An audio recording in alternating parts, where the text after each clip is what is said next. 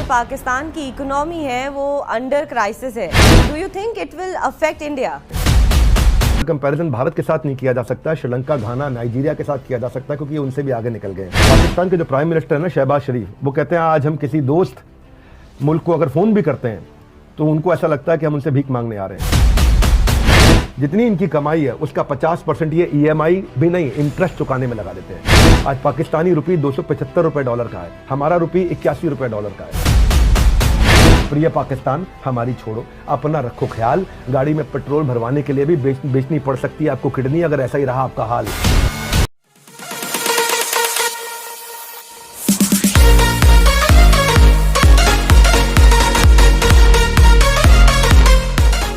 धन्यवाद, thank you very much Divya Kochar ji. Vivek ji, you are a business coach and you understand money matters very well. तो इसी से related एक सवाल है मेरा आपके लिए कि जो पाकिस्तान की इकोनॉमी है वो अंडर क्राइसिस है, तो what you think, what went wrong for them and do you think it will affect India?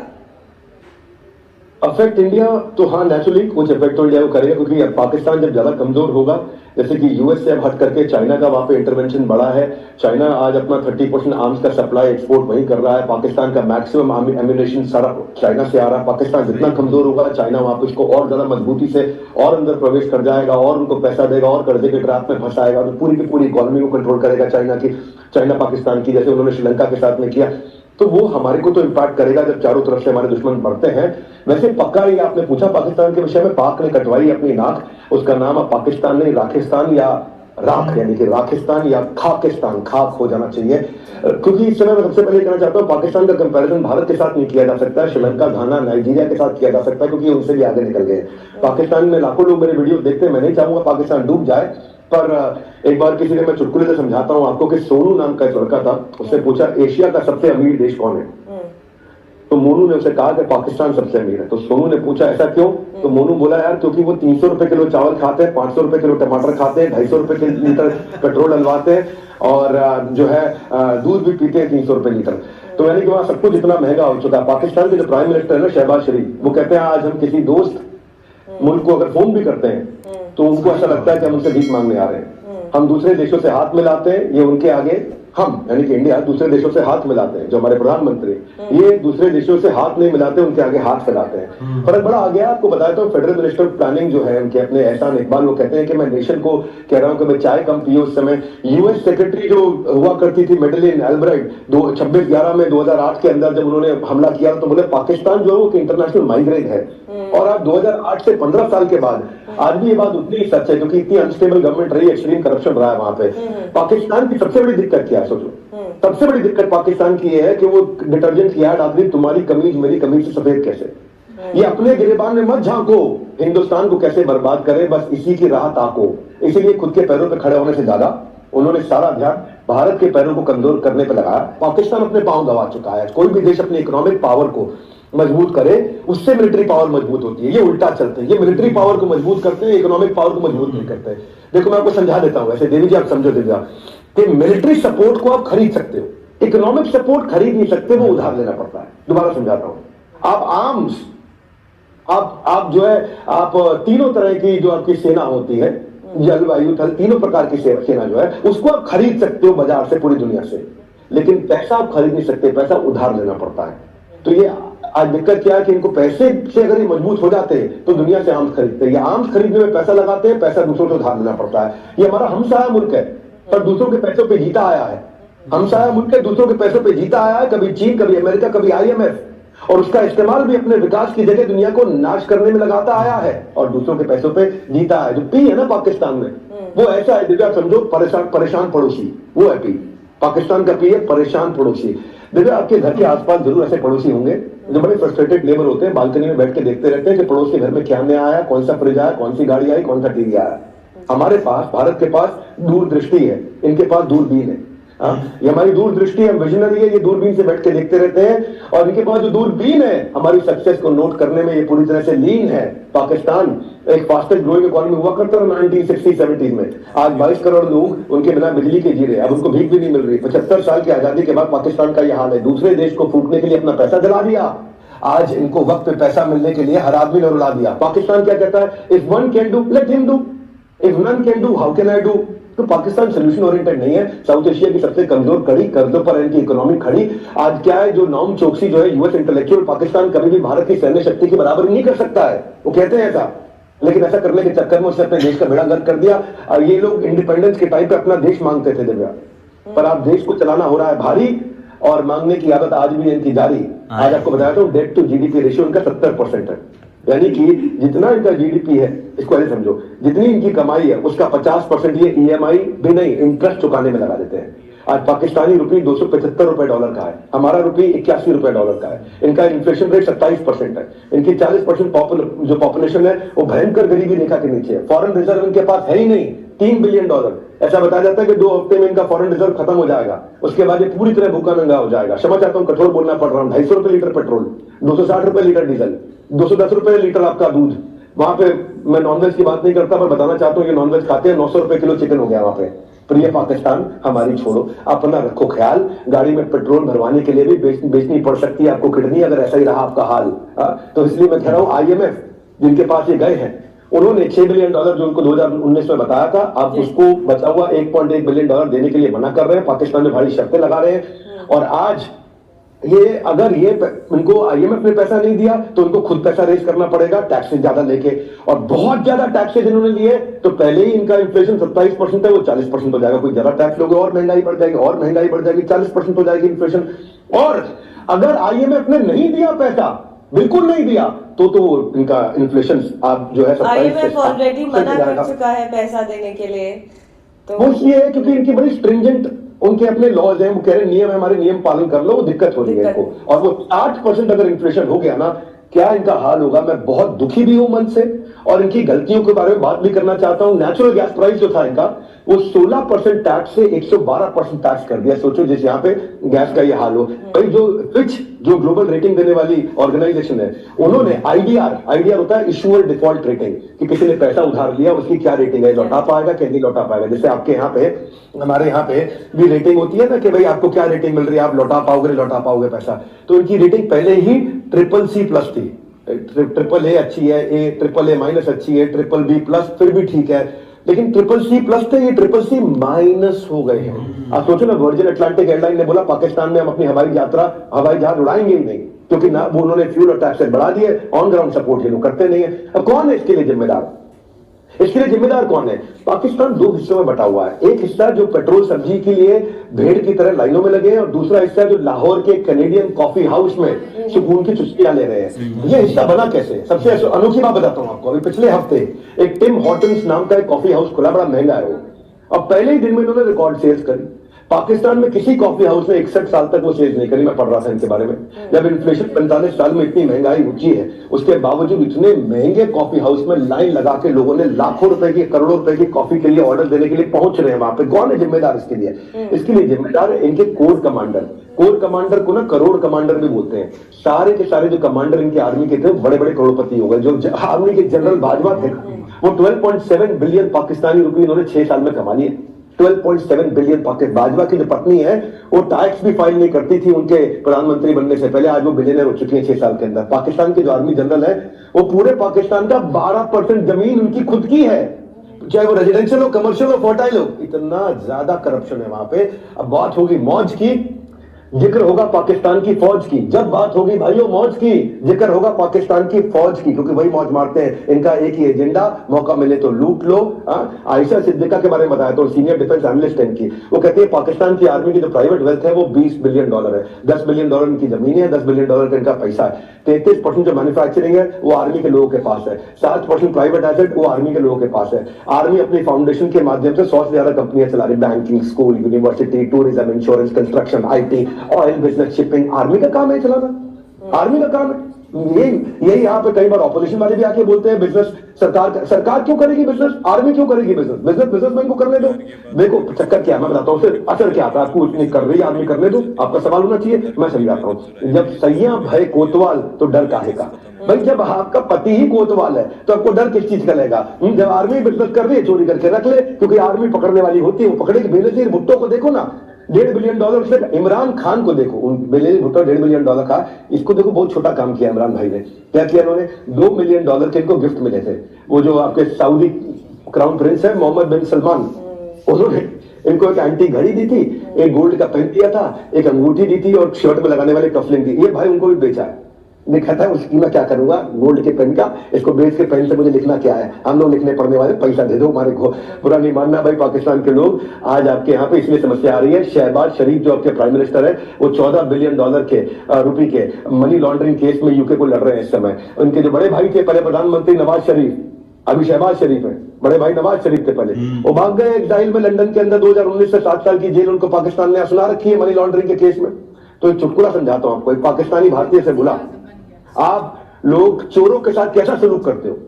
तो भारतीय ने जवाब दिया, हम चोरों के साथ कैसा सलूक करते हैं? हम अच्छा सलूक करते हैं, उसे इंसान की तरह ट्रीट करते हैं, उसे हम लोग जेल में अच्छा खाना देते हैं, उसको जेल में हम गर्म कपड़े देते हैं, उसको लंबी अदालती कार्रवाई से गुजरना पड़ता है, लेकिन जेल में सुकून की जीवन जी पाता है वो। पाकिस्तानी कहता है तुम क्या आराम देते हो अपने चोर को, हम तो उसको वजीर आजम बना देते हैं अपने। देखो पाकिस्तान की हालत इस समय खराब है, कंपेयर करता हूं इंडिया के साथ में। वो बेचारे जीडीपी $376 बिलियन है, हम $3.4 ट्रिलियन है। हमारी जीडीपी पाकिस्तान से 10 गुना ज्यादा बड़ी है। ये क्या कहते, क्यों हमसे लड़ना चाहते हैं? अरे भाई फोकस करो अपने सोल्यूशन पे। इनकी जीडीपी ग्रोथ रेट 2% है, हमारी लगभग 7% है। इनकी जीडीपी पर कैपिटा इनकम $1600 है, हमारी इस समय $2,500 से $3,000 पहुंच गई है। इनके यहाँ इन्फ्लेशन रेट 27 से 60% जा रहा है, हम लोग 5% इन्फ्लेशन पे है। इनके यहाँ फॉरेन रिजर्व है ही नहीं, खत्म हो चुका है, $2 बिलियन बचा है। हमारे यहाँ फॉरेन रिजर्व लगभग $600 बिलियन है, 6th इन द वर्ल्ड। हम इनसे 200 गुना ज्यादा, 200x। विवेक जी अभी फिलहाल जो है हम इंडिया से तो कोई कंपैरिजन है नहीं पाकिस्तान का, लेकिन जिस तरीके से जिस क्राइसिस से जो है पाकिस्तान गुजर रहा है, तो आसपास की पॉलिटिकल पार्टी इमरान खान, शहबाज शरीफ में जो है छीटाकशी चल रही है।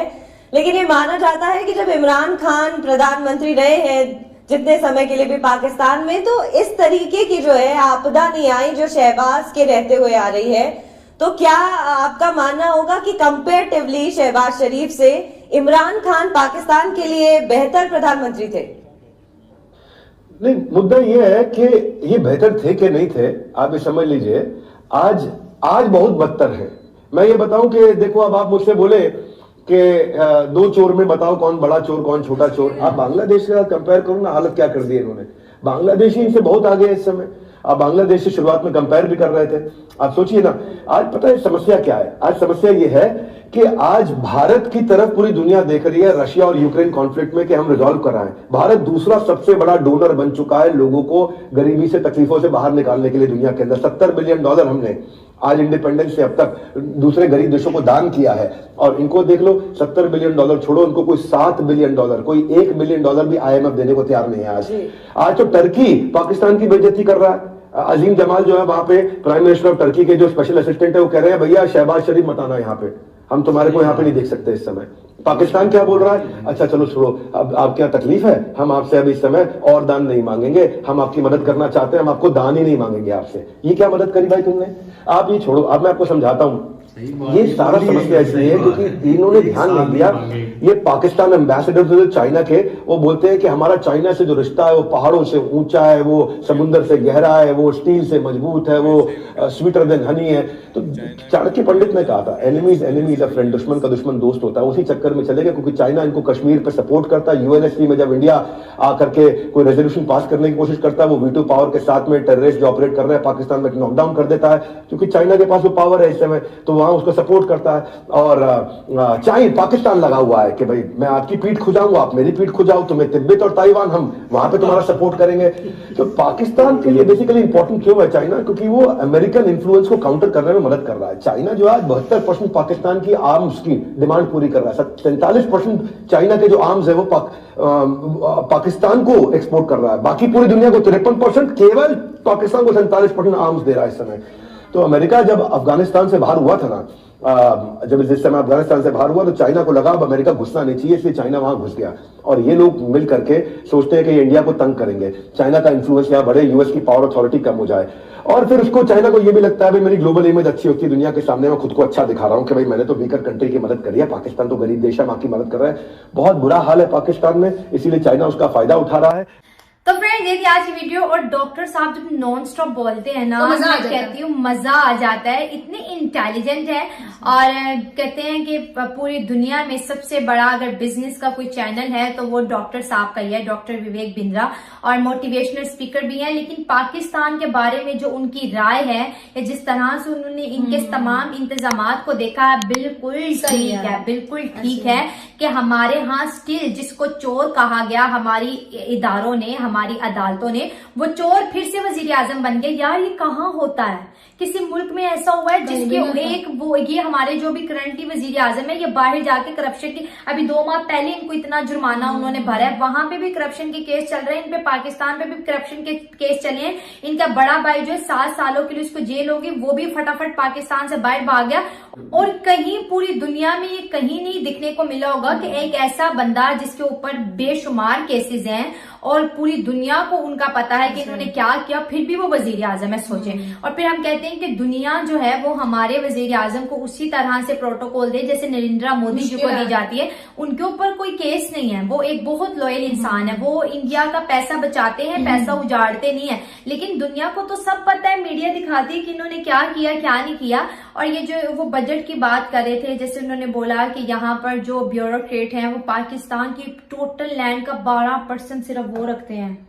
और सारी जमीनें तो उनके पास ही है, हर चीज उनके हाथ में सीमेंट है। बनाने की इंडस्ट्री इनके पास है, असला बनाने की इंडस्ट्री इनके पास है, ऑयल रिफाइनरीज इनके पास है, खाने पीने की चीजें उनके पास है, मैन्युफैक्चरिंग पिज्जा हट, इंडस्ट्रीज वगैरह इनके पास है, रियल एस्टेट का पापा बिजनेस जॉन। इनके पास है, हर बिजनेस इनके पास है और इनसे पूछने वाला कोई भी नहीं है। तो बताओ फिर इनका पैसा काम कैसे तो आएगा? बिजनेस के साथ है ही, इनका काम और चीजों के साथ है। ये तो पाकिस्तान के businessman है। सब जो हब है ना, मैन्युफैक्चरिंग हब, वो ये चला है। इसलिए ऐसी देखा उसने बीच में डाल कर ना हाँ, वो वो सब सबसे मसाला गरम किया है। हाँ मिसाले वाली अब बात नहीं फिर है कि नहीं, अब ठीक तो बात हांडी है। पूरी पाक गई है सालन आप भाई लेकिन उसको मुझे से- तो इनका वो पॉइंट बहुत पसंद आया कि जो चाइना एंट्री मार रहा है ना, हाँ, मजबूरी से फायदा उठा के वो और मारी भी है हाँ अब देखो ना, जिस तरह यही उन्होंने श्रीलंका के साथ किया था कि IMF कुछ भी नहीं दे रहा था, वो थोड़ा सा बढ़ा देते थे, चलो चस मारो। और अभी भी यही है, अभी आपको 700 मिलियन दिया है और हमारे उन्होंने दिए हैं, तो वो एक आपके सामने ही है। मिनिस्टर साहब फर्स्ट और ऑफ ऑल तो हम अल्हम्दुलिल्लाह। भाई सर के काफी फैन भी हैं, हम भी हाँ। काफी सर को सुनते हैं। और जब से वीडियो रिकमेंड हुई थी हम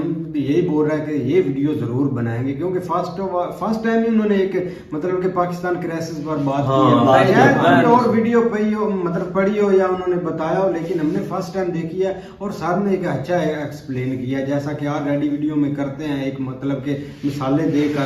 तो ये सही बात है यार, इधर काफी ना हालात अब एक मतलब कि 10-15 दिन में काफी हालात नॉर्मल हो चुके हैं जब से IMF ने बोला है ना। और उन्होंने शर्तें कड़वी रखी हैं कि आप हमने जो मिडिल क्लास है ना, जो ये खाते हैं उनसे आप मतलब कि ये टैक्स वगैरह उन पर डालो। यार लेकिन उन्होंने ये जो मुकर साथ गए, इन्होंने दिया ना- बोला कि भाई हम नहीं डालेंगे, हम बस भाई वही अवाम का जो मतलब कि लाहौर के यार उन्होंने जो बात की है ना, पाकिस्तान डिवाइडेड हो चुका है 2 तरह के लोग। हाँ 2 तरह, ये वो ठीक बात। जो वो टीम जो कॉफी टीम वाले और लाहौर में जाकर वो- इतनी बड़ी और लाइन एक लगी वो होती जो है। लाइनों में लगे हुए हैं, तो ये बिल्कुल हकीकत है, इसमें हकीकत। कोई किस्म का जो है ना वो डाउट नहीं है। हर ये था वीडियो, आप लोगों ने देख लिया सारा एनालिसिस डॉक्टर विवेक बिंद्रा का, बड़े अच्छे से एनालाइज किया है। और मुझे ऐसा लगता है कि बड़ी ही कंसाइजली और बड़ी एक ब्रीफली एक्सप्लेन कर दिया जो भी मसले हैं, और उसकी सॉल्यूशंस भी बता दिए उन्होंने साथ में, जो कि एक आम पॉलिटिकल एनालिस्ट इतनी बारीकी से नहीं बता पाता। असल में उनका एक्सपर्टीज भी है ना इसमें, कि पैसे के अंदर कि पैसा काम करता कैसे है। तो सारी चीज़ें इकोनॉमी चलती है पैसे के ऊपर है,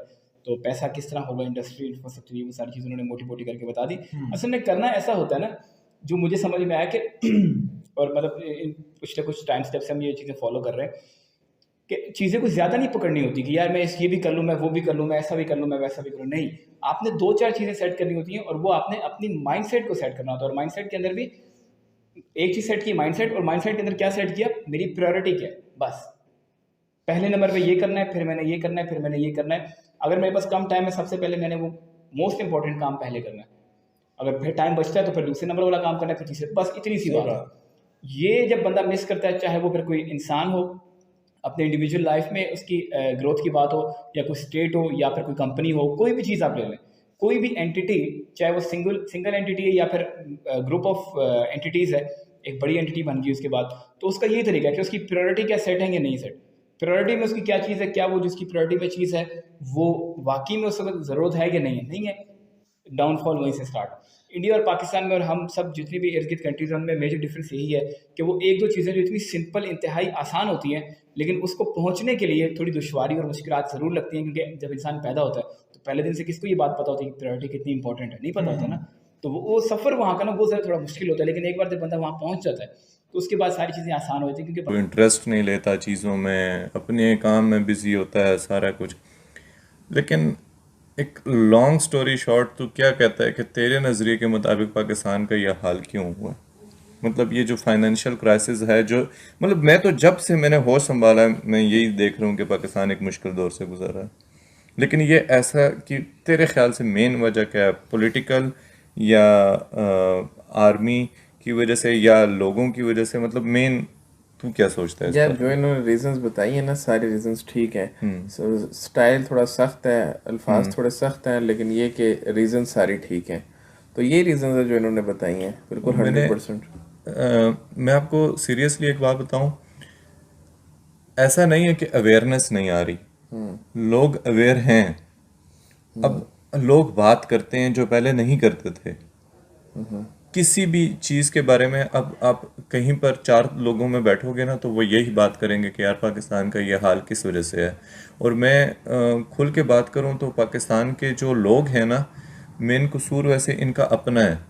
वो एक लतीफ़ा मशहूर नहीं है कि यार वो एक बादशाह ने अपने वज़ीर को कहा कि इनके ऊपर टैक्स लगा दो, वो फिर कुछ नहीं बोले। लोग फिर कहा कि साथ टैक्स लगा के एक जूती भी रोज़ मारा करो, फिर भी वो नहीं बोले अपनी मसले में। जो फिर वो उन्होंने कहा कि शायद में जितने भी अदारे हैं पाकिस्तान की, उनकी इन्वॉल्वमेंट कहीं ना कहीं ज़रूर शामिल है। क्योंकि अगर देखा जाए तो पाकिस्तान जब से बना है तब से लेकर अब तक जो है कोई ऐसा खासा काम नहीं किया गया कि जिस पे आप कहें कि हाँ भाई बहुत बड़ा इकोनॉमिक बूस्ट मिला है, बहुत तरक्की हुई है, इंफ्रास्ट्रक्चर जो है वो बहुत ज़्यादा बिछा दिया गया है। अभी तक अगर देखा जाए तो पाकिस्तान में इंफ्रास्ट्रक्चर की अगर बात की जाए तो जितना भी इंफ्रास्ट्रक्चर आपको पाकिस्तान में देखने को मिलता है मोस्टली बाहर के कंट्रीज़ की जितनी भी आप कह लें और वो हैं कंपनीज, उन्होंने जो है बिछाया हुआ है। अभी जैसे मोटरवे की बात की जाती है कि भाई फलाने हुक्मरान ने बनवाई, लेकिन देखा जाए तो वो भी जो है कोरिया की इन्वेस्टमेंट थी, ठीक है। ऑन दी अदर साइड हम रेलवे की बात करते हैं, भाई इतना बड़ा रेलवे इंफ्रास्ट्रक्चर हम चला रहे हैं, वो भी अगर देखा जाए तो पाकिस्तान जैसे मुल्क पे अंग्रेज़ों की मेहरबानी थी कि वो जो है यहाँ पर बिछा कर चला गए। और लेकिन उसके अलावा अगर हम डैम्स की भी बात करें, जो बड़े बड़े डैम्स है पाकिस्तान के, तरबेला की बात कर लें, मंगला की बात कर लें, वो भी अगर देखा जाए तो जो इंडस वाटर ट्रीटी जो हुई वो उसका एक रिजल्ट था। ऑन दी अदर साइड हम देखें कोई ऐसा खासा काम जो है आप काफी लंबी है। तो विवेक बिंद्रा तो भाई बड़े मजेदार बंदे, और जिस तरह उनका अंदाज है ना बात करने का, और शेरो शायरी पूरे तरीके के साथ वो जोड़ के चुटकुला लगा के कोई ये गलत बात की उन्होंने? बात कोई गलत नहीं, तो फिर सारी बातें भी सही।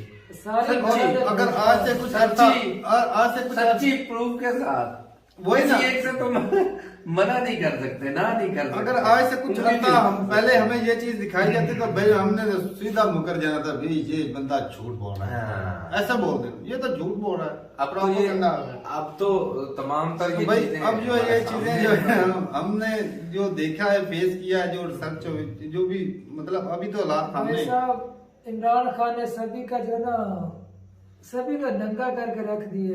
इमरान खान का पहले कुछ नहीं पता था, ऐसी बात है, ये तो नहीं पता था, लेकिन ना बोलते नहीं। तारक साहब बात गलत बिल्कुल बच्चे को अब पता है, नहीं, बच्चे को ये पहले नहीं पता था, इतना लोगों को पता। पहले हम क्या कहते थे, आर्मी पूरी दुनिया की नंबर 1 आर्मी पाकिस्तान की। हाँ जी, हम ये कहते थे भाई साहब। वो नीतीश राज हमें बड़ा फख्र होता था, हमें प्राउड बजट होता बढ़ाते था थे ना आर्मी का, तो प्राउड होता था भाई साहब हमारे लिए। वो देख लो कितने दिन रात हमारे लिए लड़ते हैं भाई, हमारे लिए बजट और बढ़ा दे। एक और भी बात मेंशन करना चाह रहा हूँ, यूट्यूब पे काफी वीडियोस थी। एक इंडियन आर्मी का ना सैनिक था, वो रो रहे थे, कह रहे थे कि हमें इतने दिन से भूखा हूँ, खाना नहीं मिल रहा। अच्छा, तो उनकी आर्मी का हाल देख के ना मैं उस वक्त जो काफी साल हो गए भाई देखी थी वीडियो, तो मैंने देखा कि भाई साहब ये अपनी आर्मी इनकी क्या हाल कर रखा है, ये देख लो कि आर्मी का बंदा फिर खाने पीने की चीजें नहीं, उन्होंने आर्मी का क्या हाल कर रखा और हमारी आर्मी ने हमारा क्या हाल कर रखा है कि हम 1-1 किलो आटे के लिए लड़ रहे हैं भाई, एक दूसरे का गिरेबान फाड़ रहे हैं। चलती बस भाई साहब जिस भाई को अपने सिर पर बैठाएंगे वो आपका सिर तो फोड़ेगा।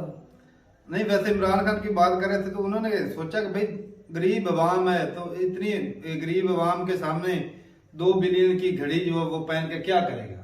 सही बात है, पढ़ने लिखने का काम तो इधर होता नहीं, तो पहन कर क्या करना। भाई देखो उसने कानूनी तरीके से किया है जो कुछ भी किया है, ऊपर से उसका जो समंदर से कोई चिड़िया 2 कतरे पानी जो है अपनी चूंच में ले लेना तो इतना फर्क नहीं पड़ता, और जो समंदर ही अड़ब कर ले उनके बारे में तो कोई बात ही नहीं करता भाई।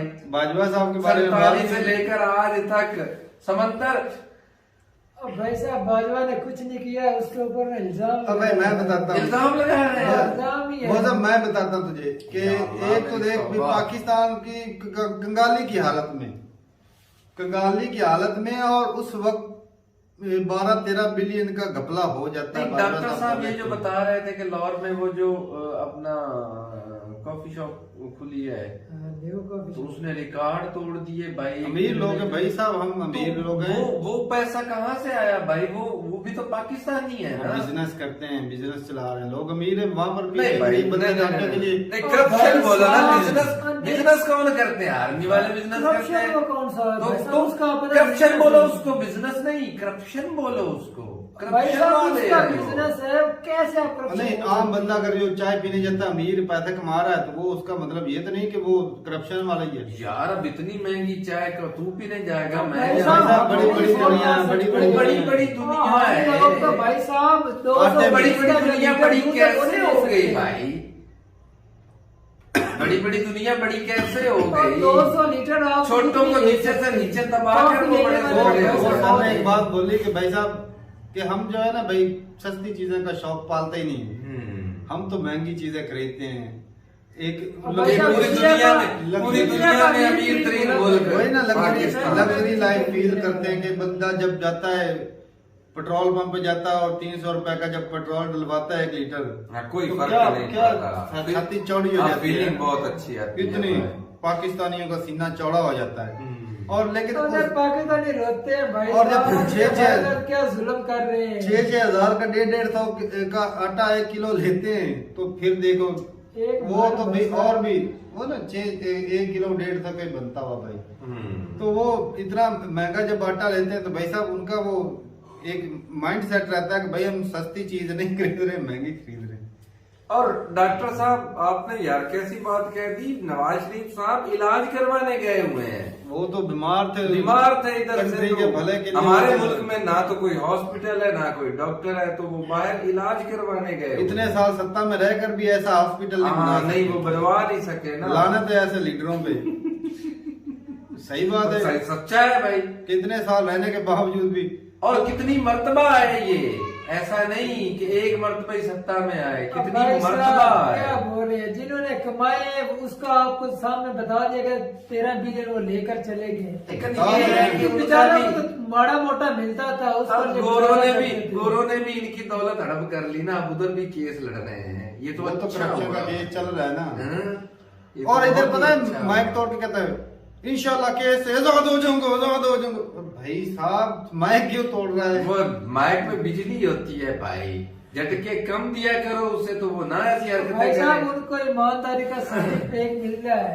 वो मरियम जो पाकिस्तान है वो क्राइसिस में आया है और उनकी क्या वजूहात रही हैं और बता रहे थे कि क्या यहाँ पे होता है। अगर मैं सबसे पहले बात करूं तो मैं बात करना चाहूँगी, सबसे पहले वो बता रहे थे जो हमें कि ये स्टार्टिंग कहाँ से हुआ कि यार देखो यहाँ पे इतनी ज़्यादा महंगाई है, यहाँ पे इतनी महंगी चीज़ें, उसके बावजूद आवाम वो खाती है। तो उन्होंने एक जोक भी मारा कि वो क्वेश्चन किया गया सबसे अमीर कौन है एशिया में कंट्री, तो उन्होंने कहा जी पाकिस्तान। उन्होंने कहा कैसे? क्योंकि वो यहाँ पे 300 रुपये के टमाटर लोग खाते हैं, यहाँ पे मतलब महंगी से महंगी चीज़ें खाते हैं यहाँ पे, तो फिर ये अमीर तो यही हुए यार। मतलब फिर उन्होंने एक और बात बताई जो मुझे काफ़ी ज़्यादा हैरान कुन लगी कि यहाँ पाकिस्तान में कोई नया कैफे खुला है। अब देखें ये जो न्यूज है ना, इस तरह की न्यूज कि कैफे खुला है और वहां पे इतनी एक्सपेंसिव कॉफी होने के बावजूद लोगों ने सेल तोड़ रिकॉर्ड किया जो 60 सालों में नहीं हो सका। इस तरह की जो न्यूज है ना यहाँ पाकिस्तान में दिखाते नहीं है। और मैं बताती भी हूँ आपको कि यहाँ का जो मीडिया वो आजाद है ही नहीं है। यहाँ पे वो न्यूज अगर आप भी कभी देखें लगा के यहाँ के चैनल्स, तो वो एक्चुअल में न्यूज बताते ही नहीं है जो बतानी चाहिए कि क्या हो रहा है। ये देखें किस तरह की कंडीशन चल रही है, उसके बावजूद एक रेस्टोरेंट वाला इतनी बड़ी सेल कैसे कर सकता है? लोगों के पास इतना पैसा कहाँ से आ रहा है यार? ये सिर्फ उन लोगों के पास है जिन्होंने लूटा हुआ है, मुल्क को लूट लूट के पैसा जमा किया हुआ है ना, ये सिर्फ और सिर्फ वही लोग खर्च सकते हैं। हम जैसे लोग जो मिडिल क्लास नॉर्मल सी एक फैमिली से ताल्लुक रखते हैं, उनके लिए ये जो इन्वायरमेंट चल रहा है ना, ये मरने वाला हुआ है, क्योंकि जितनी ज्यादा सेविंग्स लोगों के पास खत्म हो रही हैं। जो 2 टाइम का खाना खाते थे वो 1 टाइम के खाने पे आ गए। जो इतना ज्यादा ट्रैवल करते थे उन्होंने ट्रैवलिंग बंद कर दी क्योंकि पेट्रोल इतना ज्यादा महंगा हो गया। तो इस तरह की तो ओवरऑल कंडीशन चल रही है हमारे मुल्क के अंदर। और डॉक्टर विवेक इतने अच्छे तरीके से बता रहे थे ना चीजों को कि ये शुरू कैसे हुआ। देखिए कहते हैं कि जो ज्यादा से ज्यादा पैसे है ना, देखिए कोई भी मतलब कंट्री है वो अपना ज्यादा पैसे किस चीज पे लगाते हैं? अपनी इकोनॉमी को, अपने आप को स्टेबल करने के लिए, ठीक है ना, मतलब अपना पैसा इकट्ठा करता है ताकि वो इकट्ठा करेगा अगर पैसा तो वो मदद तो किसी से भी ले सकता है। लेकिन पाकिस्तान वाले क्या करते हैं? अपना ज्यादा पैसा आर्मी पे लगा देते हैं और बाद में क्या होता है? आर्मी तो स्ट्रांग होगी लेकिन खुद डिफिकल्टीज में आ जाते हैं। लेकिन यही आप अपना पैसा जो है अपनी इकोनॉमी पे लगाएंगे ना कि आर्मी पे लगाएंगे, तो देखिए जब आपकी इकोनॉमी स्ट्रांग होगी, आप स्ट्रांग होगी, तो ये चीज तो आप किसी से भी हेल्प ले सकते हैं पैसा देके, जो कि डॉक्टर विवेक एक अच्छी बात करते, एक अच्छा पॉइंट देते और कह रहे थे। साथ में जो मुझे हैरान कर बातें लगी, जो मुझे शायद पहली दफा पता चल रही है कि हमारी आर्मी के जो जनरल है, मेजर्स हैं और जो यानी कि चीफ ऑफ आर्मी स्टाफ है यार, उनके पास इतनी ज्यादा प्रॉपर्टी है और बिजनेस जो है वो भी आर्मी कर रही है, प्रॉपर्टीज जो है वो भी आर्मी के पास है, हर चीज आर्मी के पास है। तो भाई ये जो दूसरे हैं वो क्या करने बैठे हुए हैं इस कंट्री में? मतलब सारा कंट्रोल आर्मी को दे देना चाहिए फिर तो उस लिहाज से। यार देखो जो बिजनेस है ना वो बिजनेसमैन को करना चाहिए ना कि आर्मी को करना चाहिए। आर्मी का काम है सिर्फ और सिर्फ सेवा करना, रक्षा करना।